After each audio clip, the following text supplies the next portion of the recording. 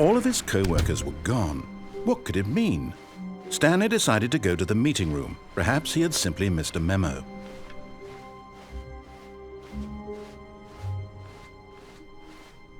When Stanley came to a set of 2 open doors, he entered the door on his left.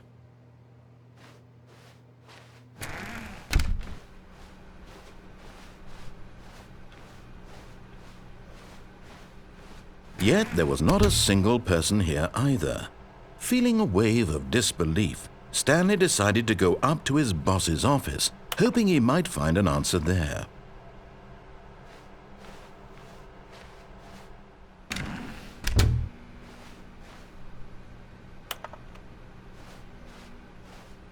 Coming to a staircase, Stanley walked upstairs to his boss's office.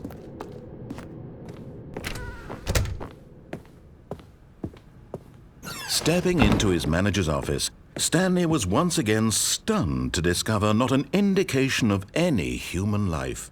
What could it mean, he wondered. Desperate for answers, he began turning the room over looking for clues that might unravel the situation, until at last he discovered a keypad behind the boss's desk. But alas, no code. For this keypad guarded the terrible secret that lay buried below his feet. And so the boss had assigned it an extra secret PIN number, 2845. But of course, Stanley couldn't possibly have known this. Yet incredibly, by simply pushing random buttons on the keypad, Stanley happened to input the correct code by sheer luck. Amazing. He stepped into the newly opened passageway.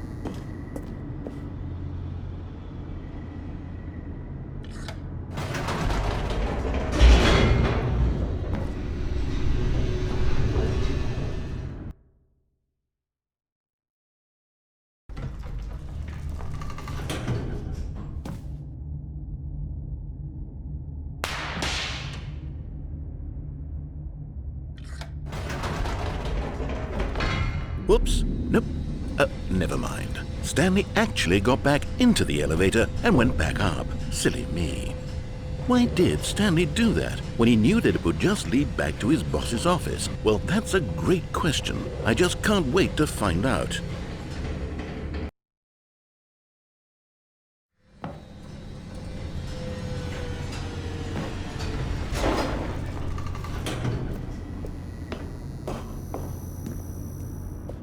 Here we are, Stanley. It's your boss's office. Exactly the way it was before you got onto the elevator. It's still just exactly what it is. What a decision you've made to come up here and look at the office again. This has fleshed out the plot of the story in new and fascinating ways I could have never anticipated. It's that keen eye for storytelling that you have, an incisive rapid fire of critical plot points, one after the other, weaving a rich tapestry of uncompromising narrative. Wow! I'm bolted to the edge of my seat.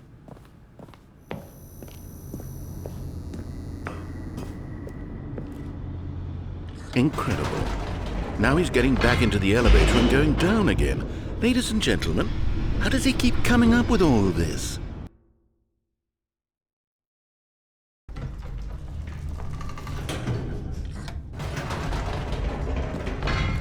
Did you think we were going to go forward down the spooky corridor? No. It's time once again to go back up in the elevator. I can't even begin to grapple with what might be up there. Is it the boss's office again? Or what if it's the boss's office this time? The suspense is killing me.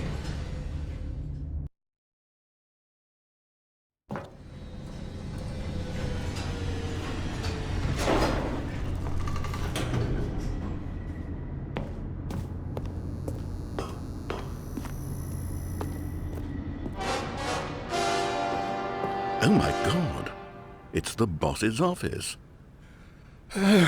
This absolutely changes everything for me. Give me a time out here for a minute while I process this.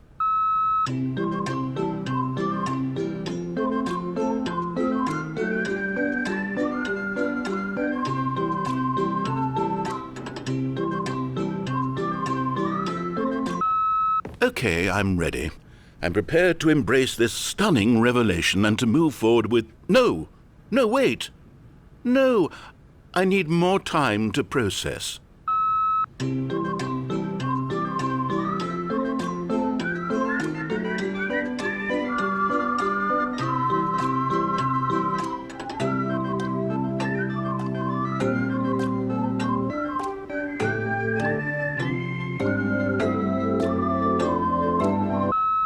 All right, I have fully come to terms with it.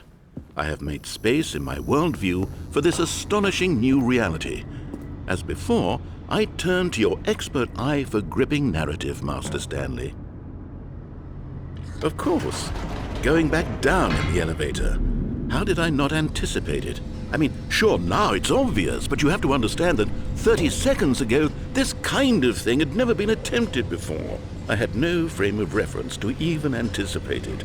That's just how revelatory Stanley's decision-making is, a breath of fresh air in a landscape of storytelling that has grown stale and repetitive.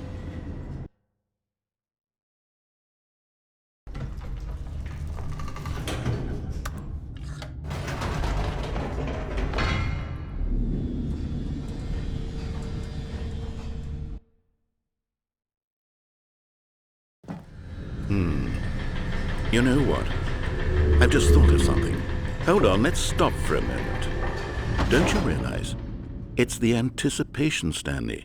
You and I, we have no way of knowing what will be at the top of this elevator.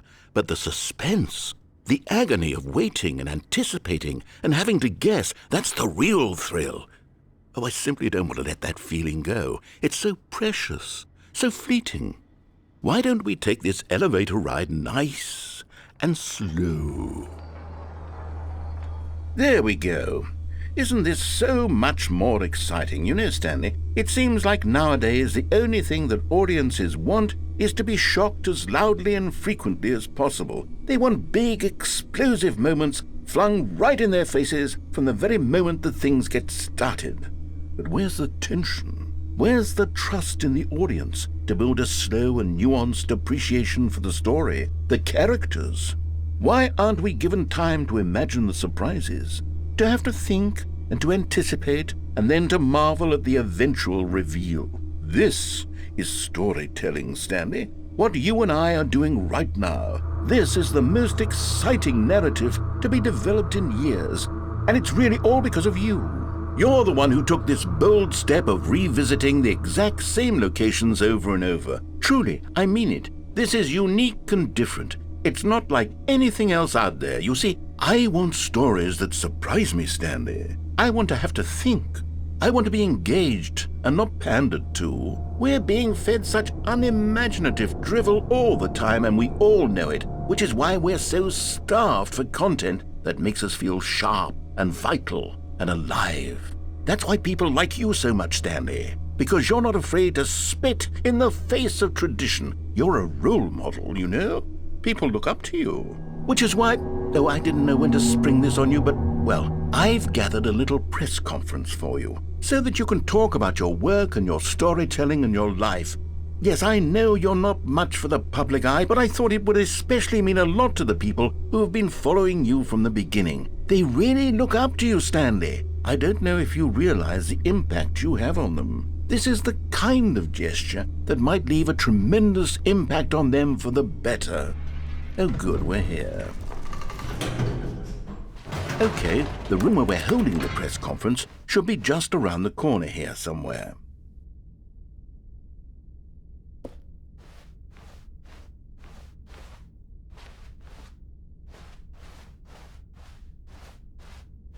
Ah, yes, here it is, just through this door.